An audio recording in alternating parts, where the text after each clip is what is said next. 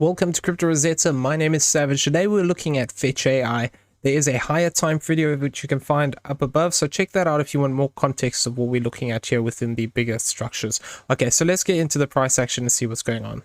Okay, so in previous videos, what we were looking for was the potential that we actually had this as a fourth wave playing out. Now, technically speaking, we still have held this fourth wave zone, but the problem that I have with this is this fourth wave would have gotten very big in comparison to this wave 2, and it's looking very disproportionate. You know, I'm still going to be looking out for the potential that we could see this as a fifth wave to the upside here. We could see a move up towards this $1.14 to the 77 range, but it's less likely in my opinion. Now, what I'm looking at rather is that potentially we have completed this, and we would have to argue that this would be an extension in the fifth wave then, where this is actually 1, 2, 3, 4, and then all of this actually becomes an extended fifth wave.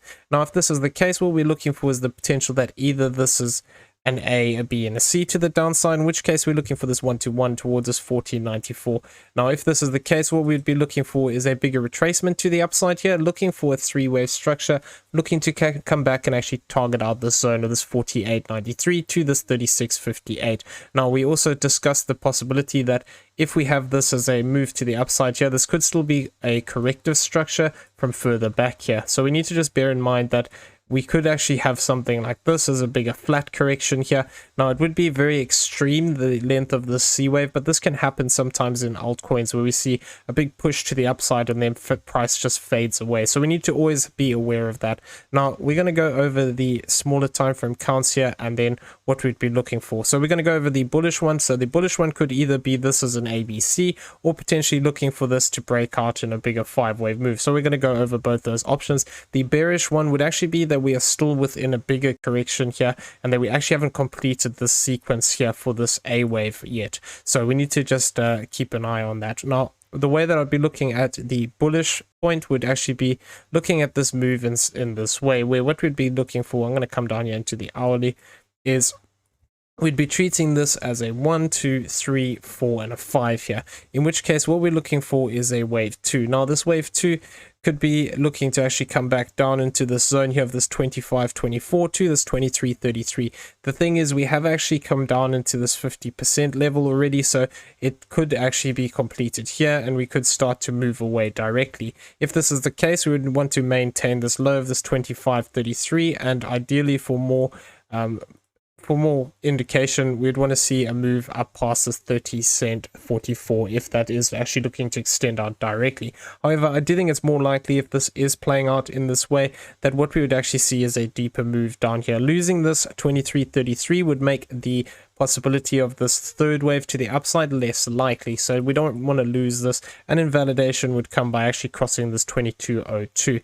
Now, if we are looking at this as a possible push to the upside here, what we'd be looking for a confirmation after moving down towards this 0.618 here would actually be a move up towards this 38.08 for this wave 3 before looking for a fourth and a fifth to the upside, which would actually look to push us up towards this 42.25 to this 39.61. So this would be an important area here. I do have some target boxes above us here. So this, if we did move up here, would actually bring us into this one, which has a couple of fib levels as well as some naked points of control in here. So I would be keeping an eye on some of these higher areas here. We have the possibility of looking to swing fail this high here at this 48.40.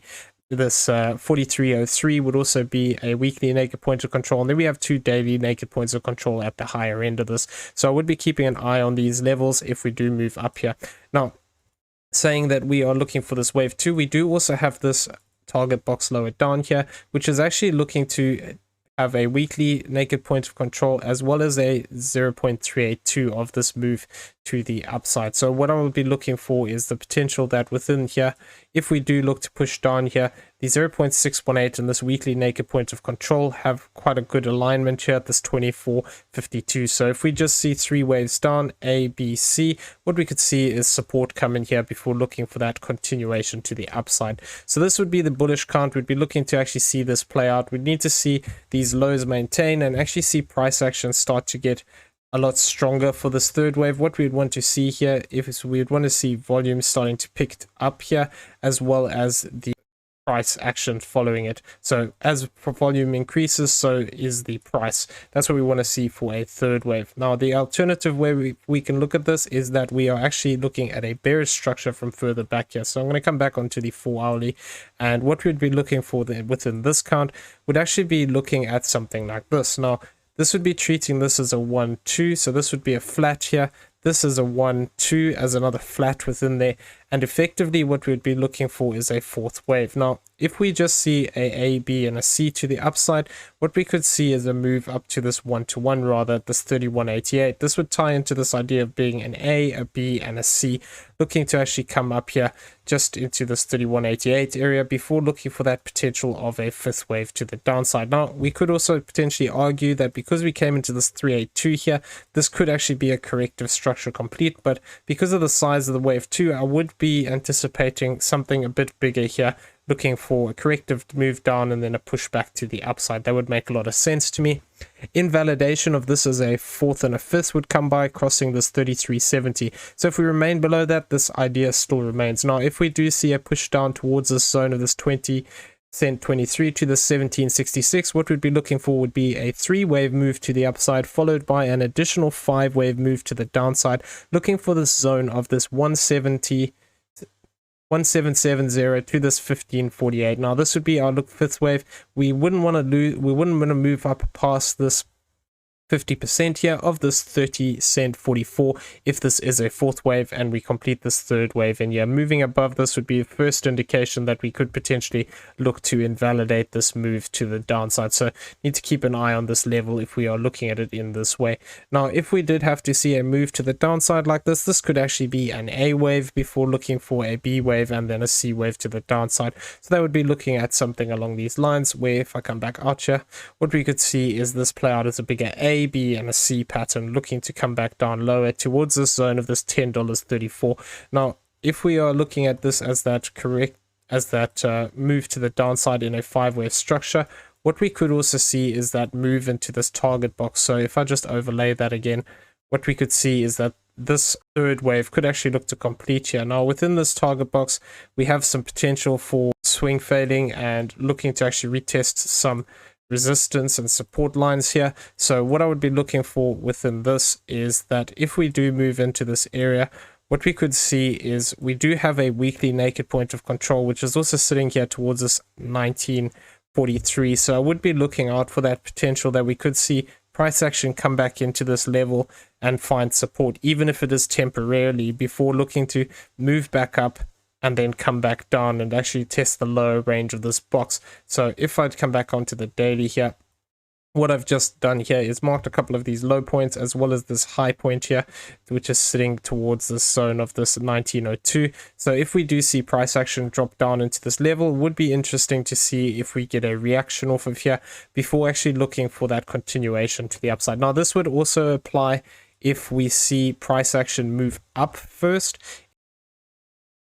as a B wave up and then a C wave down. This could still tie into that idea of coming into these areas. It would just be that we move up first. So I do think that is likely we're going to see a retest of these lower zones, but obviously we need to see the price action follow through.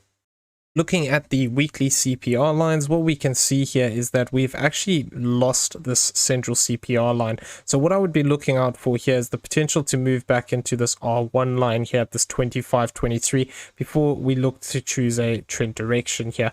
Now if we do move into this, it's possible we could see a reaction back to the upside, but if we start to lose this, I would also be keeping an eye on this R2 line at this 23.44 and this R3 line at this 21.59 area. If we do, however, start to, even if we do come down here and then look to push to the upside, what I'd be looking at is S1 line at this 28.93, this S2 line at this 30 cent 78, and this S3 line at this 32 cent 56. So this would tie into that idea of actually having a bigger move here as a corrective structure if we see something like this play out. So I would be keeping an eye on that. Alternatively, if we are looking at this as a fourth wave and looking to break down in a fifth, potentially coming down for some of these lower CPR lines on this weekly could actually tie in with this. Now, we can see price move through these levels, but these are just interesting levels. We could see those price pivots. Now, another thing I want to just discuss here is looking at the monthly CPR. We can see that we are also currently below these central points. These are quite tightly spread,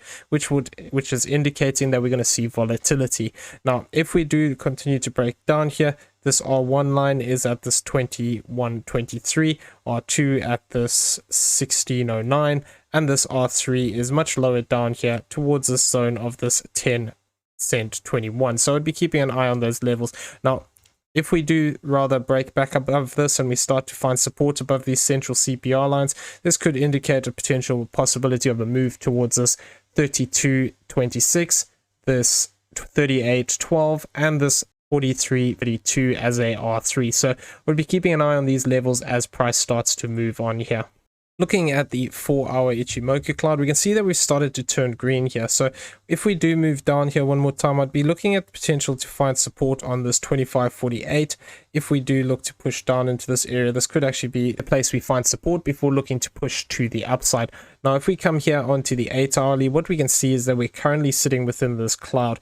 Now, if we do see price action come back down here and another move to the upside, what we need to be aware of is there is the potential for a double top here towards this zone of this 29.16. If we actually see price reject off of that, what we could see here is if price continues to the downside, support could potentially come in at this 24.91 or at this baseline here of this 25.48. So I would be keeping an eye on these levels if we do look to find support within this area. Now, if we just come over here onto the daily, we can see that this cloud is actually building up above us. If we just see a 3-wave move up, we could still see that rejection down. So we need to be careful of these clouds. They can offer us resistance and support. So I would be keeping an eye on these levels just in case if we do see 3-wave structure up into these zones, we could actually see that continuation to the downside off the back of it. Okay, so I'm going to leave the video there. I hope you found it useful. If you did, please smash the like button, hit that subscribe button if you haven't already, turn on those bell notifications so you never miss a video, and leave us some feedback down below. Also in the description, you'll find a link to the Discord. Come check it out. It's free to join. Everyone have a great day. We'll see you in the next one. Take care.